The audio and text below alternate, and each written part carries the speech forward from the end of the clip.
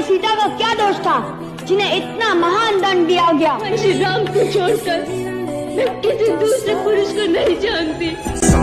सनातन धर्म के ग्रंथों में बताया गया है कि बुरे कर्मों का फल हमेशा बुरा ही मिलता है, चाहे वो इंसान हो या फिर ईश्वर। इसका एक उदाहरण माता सीता का है, जिसका जिक्र रामायण में किया गया है। दरअसल रामायण कई भाषाओं में लिखी गई है।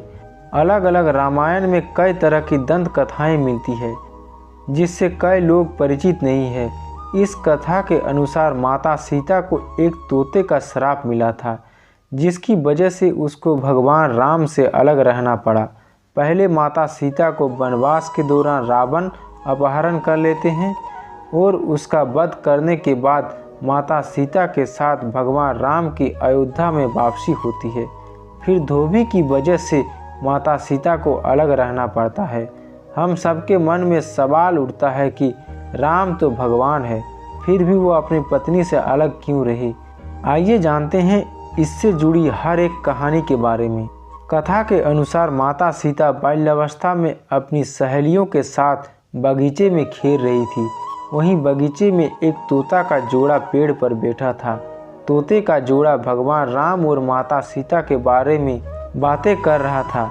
उनकी बातों को सुनकर माता सीता का ध्यान उन पर गया। मादा तोता बोल रही थी कि अयोध्या में राजकुमार राम काफ़ी प्रतापी राजा होंगे, उनसे माता सीता का विवाह होगा। तोते के मुख से भावी पति का नाम सुनकर माता सीता अचंभित हो गए। उन्होंने अपने बारे में और जानने की इच्छा जागृत हुई, इसलिए उन्होंने अपने सखियों से कहकर दोनों पंछियों को पकड़ लिया। फिर उन दोनों को पुचकारक पूछा कि भविष्य के बारे में इतना ज्ञान कहाँ से प्राप्त हुआ। तब पंछियों ने बताया कि इससे पहले हम महर्षि वाल्मीकि के आश्रम में रहते थे, जहाँ हर रोज़ राम और सीता के जीवन के बारे में बताया जाता है। इसलिए उनको दोनों के बारे में हर चीज़ कंठस्थ याद हो गई है।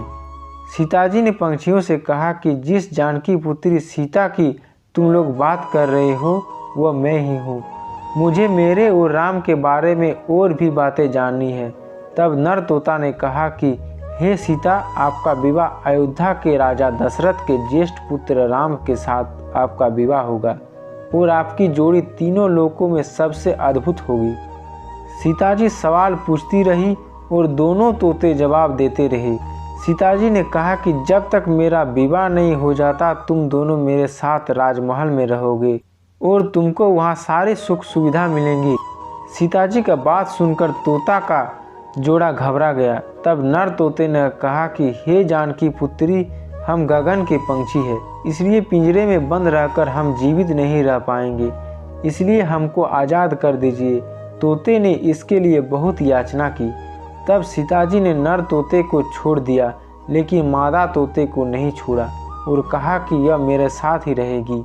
नर तोते ने कहा कि मेरी पत्नी गर्भवती है, इसलिए ऐसे समय पर उसको जाने दे। हम दोनों एक दूसरे का वियोग सहन नहीं कर सकते, इसलिए आप मेरे पत्नी को जाने दे। लेकिन सीताजी ने उसकी एक न सुनी। इस पर मादा तोता को बहुत गुस्सा आया और श्राप दिया कि जिस तरह तुमने गर्भावस्था में मेरी पति से मुझको अलग कर दिया, वैसे ही गर्भावस्था के दौरान तुमको भी पति वियोग सहना पड़ेगा। इतना कहते ही मादा तोते ने अपने प्राण त्याग दिए। मादा तोते के प्राण त्यागने के कुछ समय बाद नर तोते ने पत्नी वियोग में प्राण चले गए। इससे माता सीता को बहुत दुख हुआ, लेकिन तब तक बहुत देर हो चुकी थी।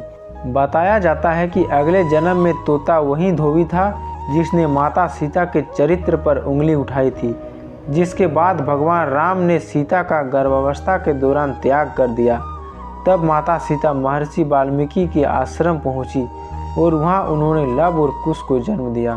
दोस्तों, आपको यह छोटी सी जानकारी कैसी लगी? अगर वीडियो अच्छी लगी तो वीडियो को लाइक करें, साथ ही इस चैनल पर न्यू है तो चैनल को सब्सक्राइब करें।